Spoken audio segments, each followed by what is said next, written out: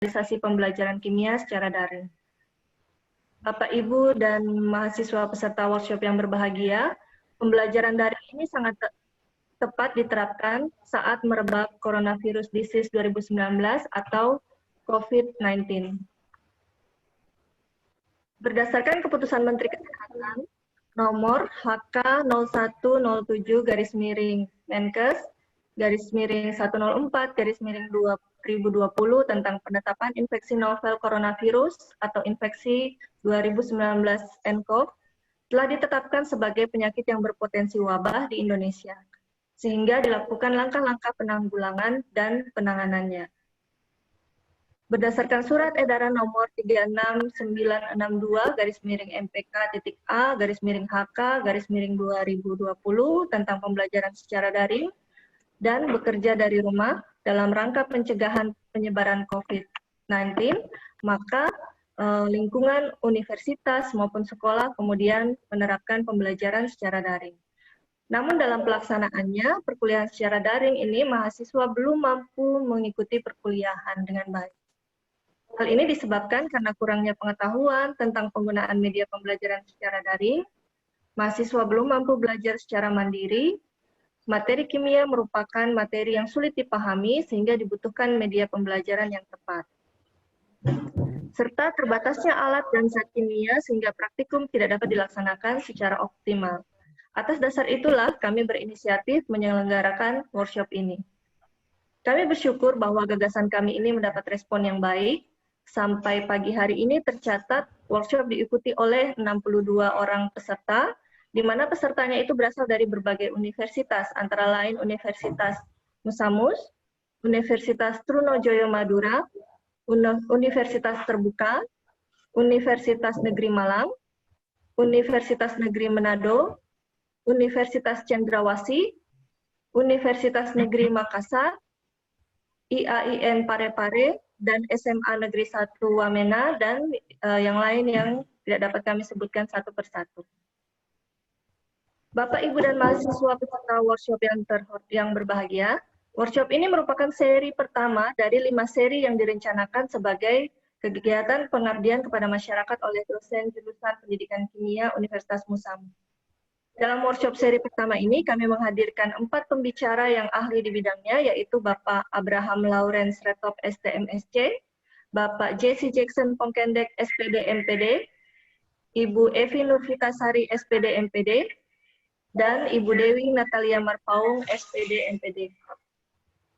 Diharapkan setelah mengikuti kegiatan ini, peserta dapat memahami dan mengetahui tugas dan tanggung jawabnya dalam pembelajaran blended learning, serta dapat memiliki kemampuan untuk mengikuti instruksi dalam kegiatan workshop. Kami harap adanya seminar ini dapat memberikan sumbangsi bagi kajian ilmiah dan aplikatif tentang tema pembelajaran di masa COVID. Seminar ini diselenggarakan oleh jurusan Pendidikan Kimia FKIP Unmus, dan kami mengucapkan terima kasih atas dukungan Bapak Ibu semua, terutama kepada Bapak Rektor Universitas Musamus, Bapak Dekan Fakultas Keguruan dan Ilmu Pendidikan Universitas Musamus, para pembicara dan moderator, serta para peserta workshop. Akhir kata, jika ada yang kurang berkenan, kami mohon dimaafkan. Selamat mengikuti workshop online dan rangkaian kegiatan pendukungnya. Semoga apa yang kita lakukan hari ini bermanfaat bagi kemajuan kita di masa depan. Amin.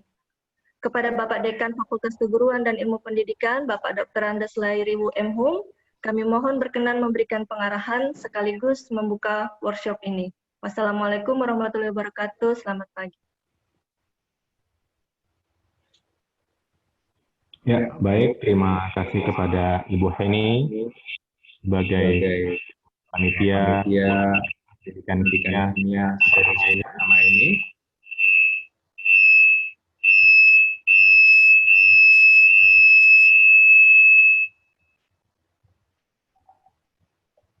Baik, selanjutnya saya memberikan kesempatan kepada Bapak Dekan Fakultas Keguruan Ilmu Pendidikan Universitas Musamus, Bapak Dr. Andes Lairiwu M. Hum, untuk memberikan sambutan sekaligus membuka rangkaian acara workshop jurusan Pendidikan Kimia strategi dan optimalisasi pembelajaran kimia secara daring. Kepada Bapak Dekan, waktu dan tempat saya persilahkan.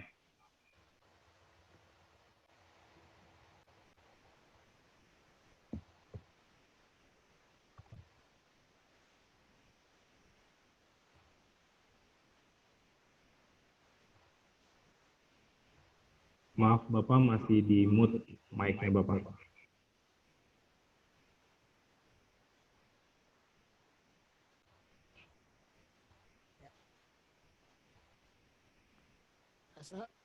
Terima kasih kepada Pak moderator yang telah memberikan kesempatan.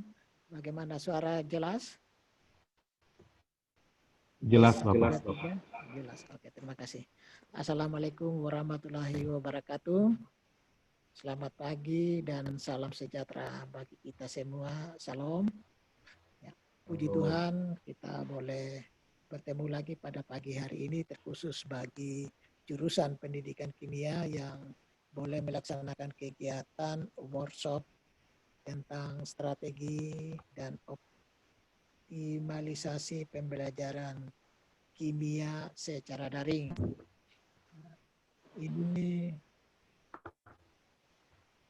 Kegiatan ini merupakan kegiatan yang sangat bermanfaat dan strategis di masa pandemi ini.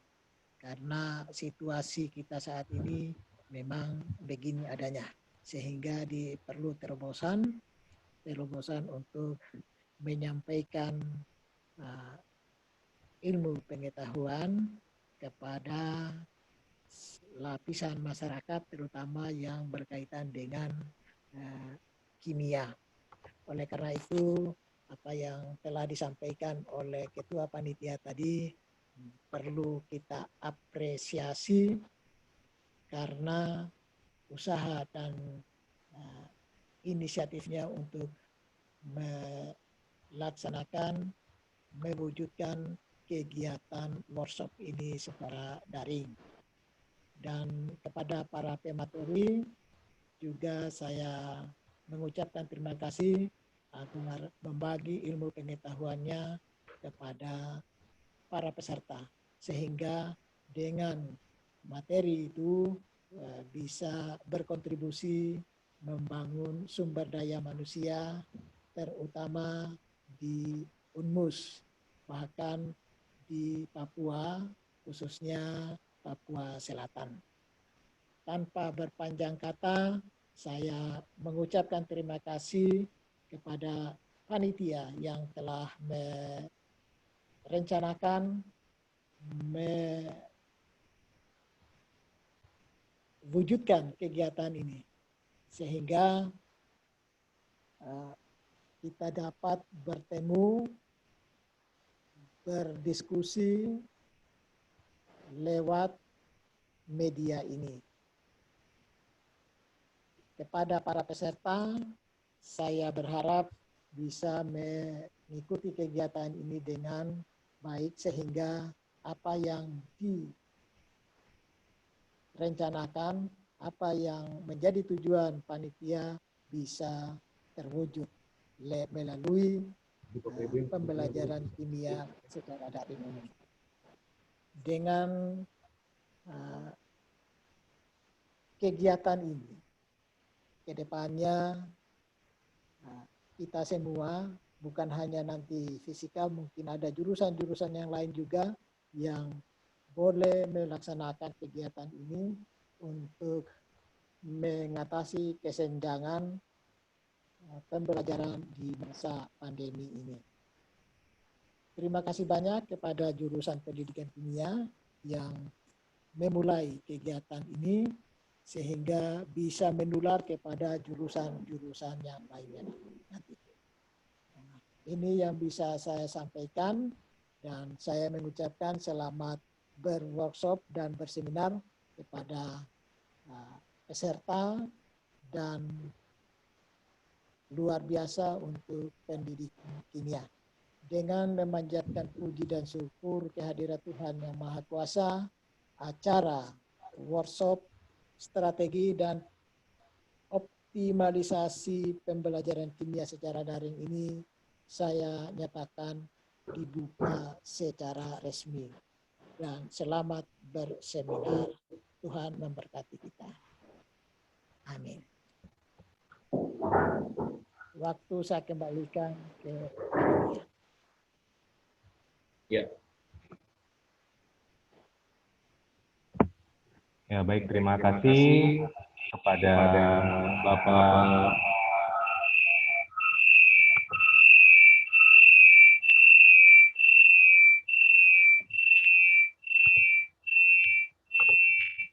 Ya, terima kasih kepada Bapak Dekan Fakultas Keguruan dan Ilmu Pendidikan Universitas Musamus yang sudah memberikan sambutan sekaligus membuka kegiatan workshop kita untuk 2 hari ke depan. Baik, kita sudah melalui rangkaian acara pembukaan dan kita akan memasuki kegiatan workshop.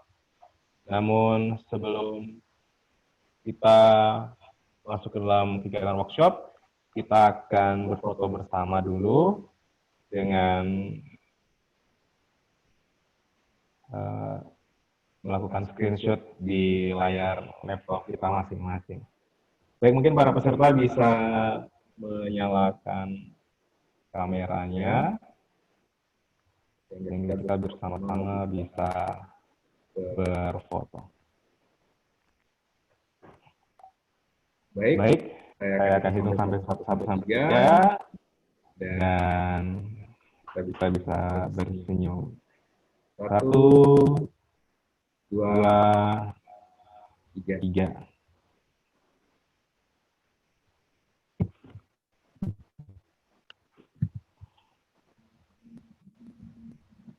Ya. Terima kasih kepada para peserta dan kepada Bapak Dekan yang sudah berkenan hadir dalam kegiatan workshop kita pada pagi hari ini. Baik, kita akan memulai workshop kita pada hari ini. Waktu selanjutnya saya akan kepada moderator Ibu Novike Mani. Silakan.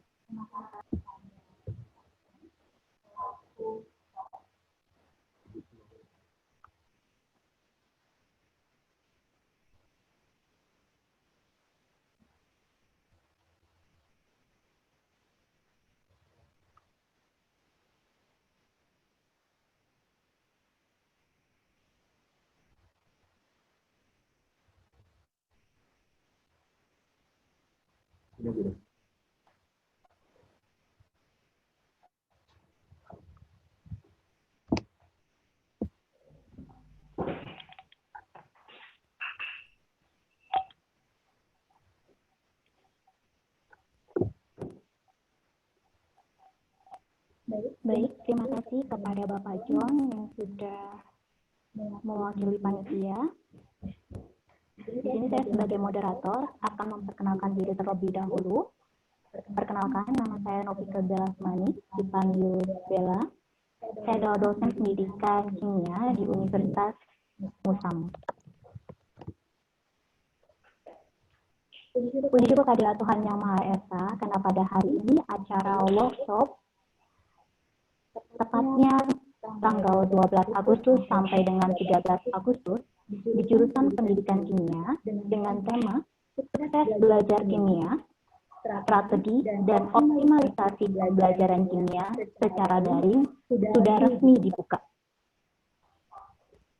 Adapun susunan acara pada hari ini, yang pertama pembukaan, kemudian menyanyikan lagu Indonesia Raya, yang ketiga adalah sambutan yang sudah kita lalui. Yang keempat adalah materi 1 dan sesi tanya jawab. Yang kelima materi kedua dan sesi tanya jawab. Dan yang terakhir adalah penutup. Sebelum masuk ke acara materi pertama, alangkah baiknya saya memperkenalkan narasumber kita pada hari ini, yaitu tanggal 12 Agustus 2020. Narasumber yang pertama adalah Bapak Jesse Jackson Pongkendek, SPD, MPD. Beliau akan memaparkan materi dengan judul Blended Learning di Era New Normal. Beliau adalah dosen pendidikan kimia Universitas Musamus. Yang kedua adalah narasumber Bapak Abraham L. Retop, ST, MSI, dengan materi yang gak kalah menariknya, yaitu pembelajaran menggunakan media Google Classroom. Beliau adalah Ketua Jurusan Pendidikan Kimia Universitas Musamus. Adapun tata cara dalam mendapatkan e-sertifikat pada workshop hari ini, yang pertama, para peserta wajib mengisi absensi yang akan di-share di kolom chat. Yang kedua, para peserta mengerjakan tugas dari para pemateri, yaitu kali ini pemateri 1 dan pemateri kedua.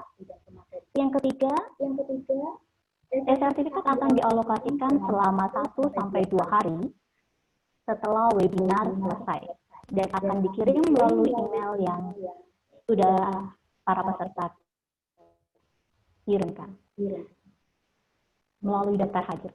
Kemudian, jika ingin mengajukan pertanyaan, para peserta workshop dipersilakan menulis di kolom chat dengan format nama, spasi penyaji keberapa, misalnya penyaji pertama, kemudian spasi pertanyaannya.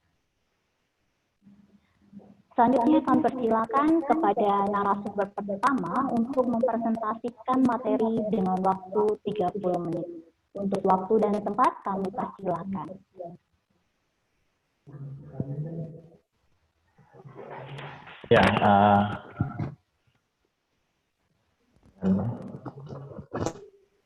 Ya, terima kasih Bu Moderator Ibu Vike Bella untuk kesempatannya. Ya, jadi materi yang pertama kita akan berbicara mengenai kira sesi ini kita hanya sifatnya sharing karena saya pikir bahwa Bapak Ibu, dosen, guru, dan mungkin juga mahasiswa calon-calon guru sudah melakukannya selama ini. Dan kita mencoba untuk sharing bersama seperti apa proses yang dialami selama ini, baik pembelajaran di kampus, di sekolah, sehingga menjadi lebih efektif. Ya, jadi saya mohon izin untuk share screen. Oh ya, minta maaf panitia, tolong diangkat saya dari jadi co-host.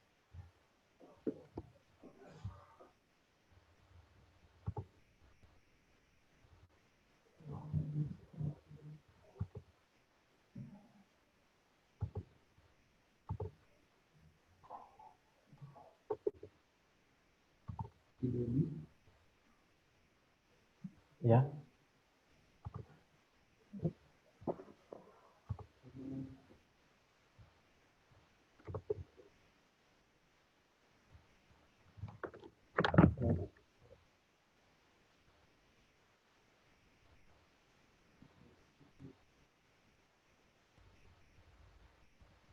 Make fokus.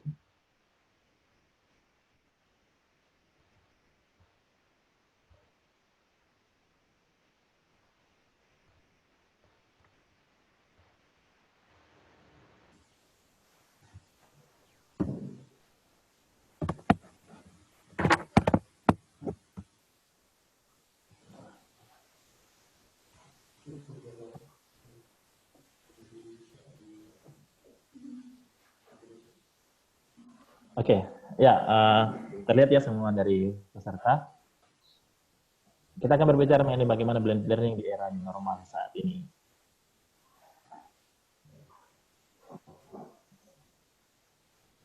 Ya, yang pertama kita berbicara soal fakta yang dialami bahwa di akhir tahun 2019 dan juga khususnya Indonesia di 2020 awal, dan kita tidak pernah menduga bahwa ada satu virus yang menyebar kemudian menerpa dunia ini. Dan menurut data dari WFP, 2020 prediksi bahwa ada 1 miliar orang terancam terpapar akibat virus corona. Lalu menurut WHO, data terakhir saya ambil di hari Minggu kemarin, itu ada 19 juta orang yang terinfeksi, 700.000 meninggal dunia, dan yang angka sembuh cukup lumayan tinggi, 11,5 juta jiwa. Sedangkan di Indonesia, di hari yang sama juga saya ambil data, itu 123.503 jiwa yang terinfeksi, ada 5.658 meninggal, dan 79.306 orang sembuh. Ya, dan ini fakta yang dialami saat ini. Sedangkan di Merauke sendiri, sebagai tempat kita saat ini, ada 33 yang terinfeksi, kemudian syukur bahwa belum ada yang meninggal dunia, dan ada 20 orang sembuh. Sedangkan kemarin ada penambahan lagi 3 orang yang terinfeksi yang baru. Ya, jadi untuk sekarang yang lagi dirawat ada 16 orang. Ya, jadi saya kira ini fakta yang dialami saat ini dan setiap kita tentunya tidak menduga, dan ini tentunya berdampak bagi kehidupan kita saat ini. Lalu fakta yang lain bahwa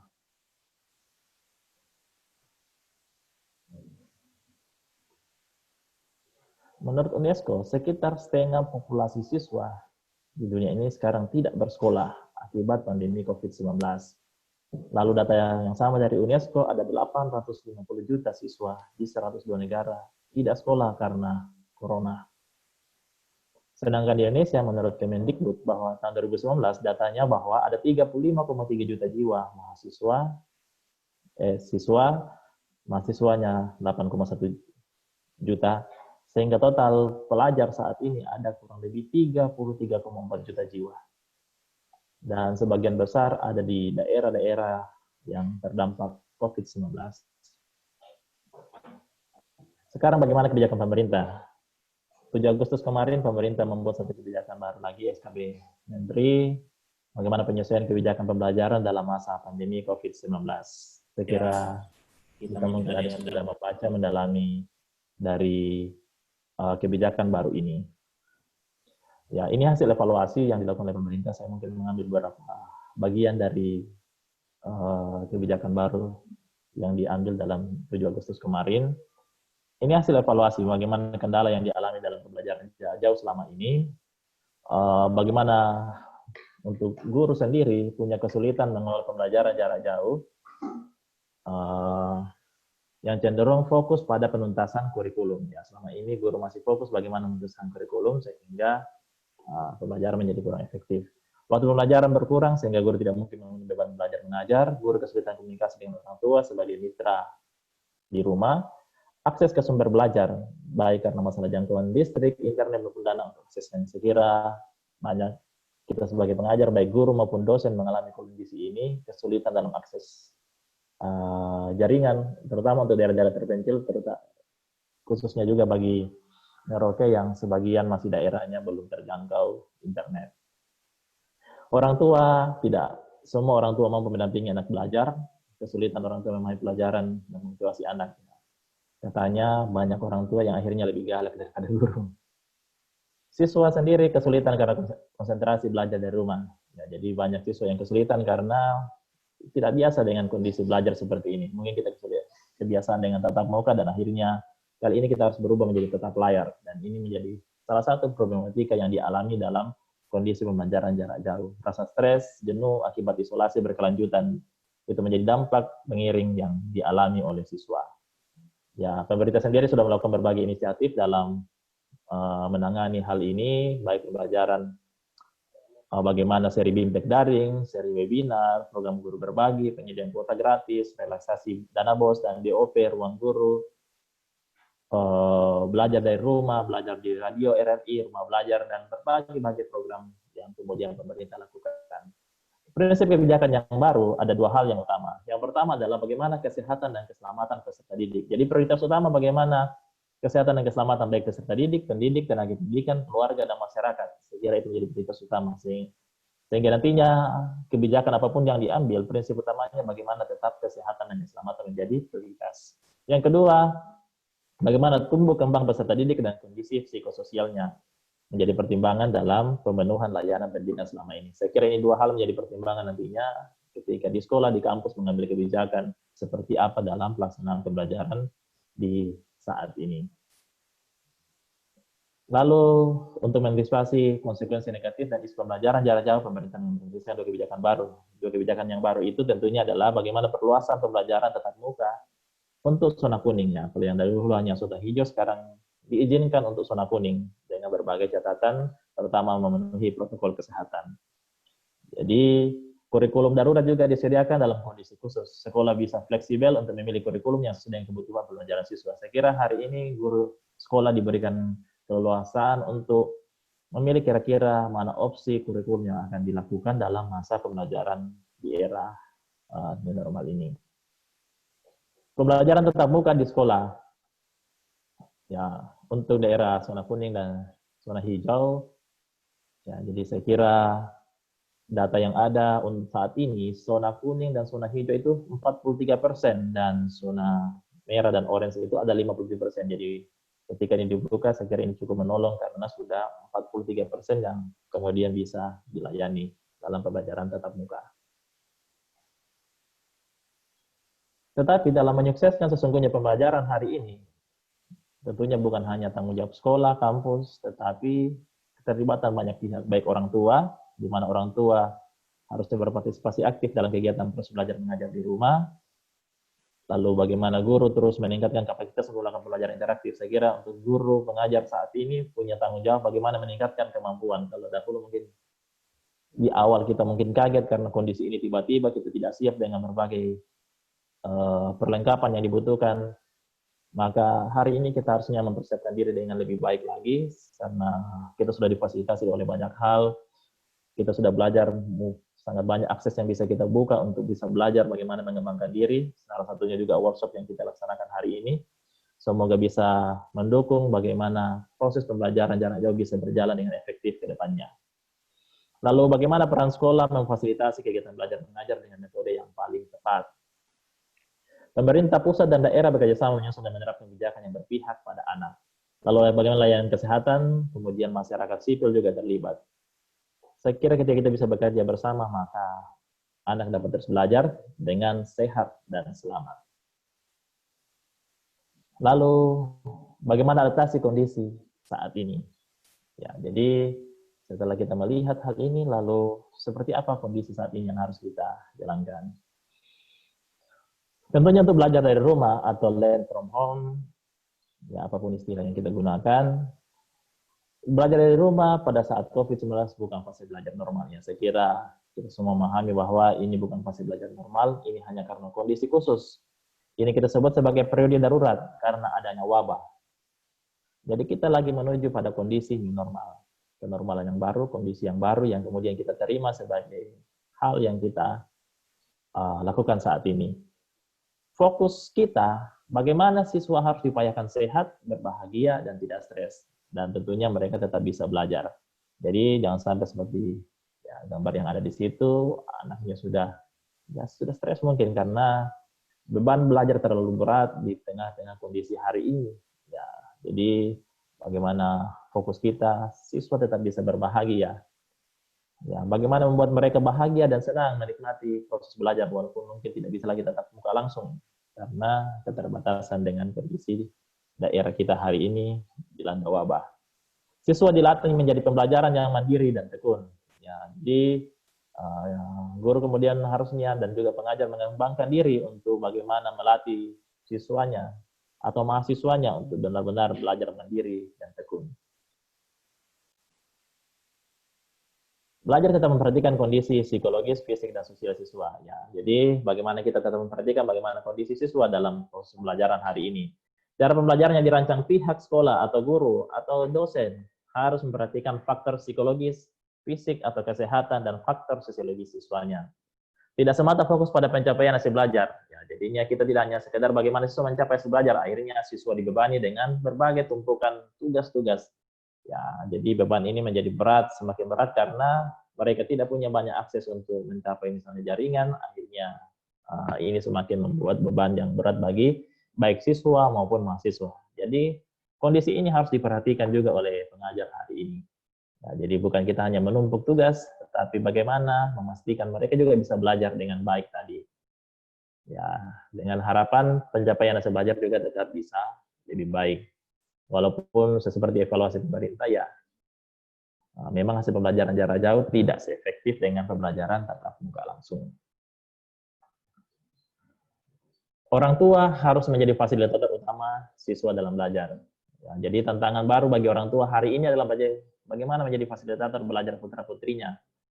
Ya, jadi saya kira ini kita diajar untuk suatu kebiasaan yang baru bahwa orang tua pun menjadi lebih proaktif. Bagaimana benar-benar menjadi fasilitator bagi anak-anaknya juga belajar.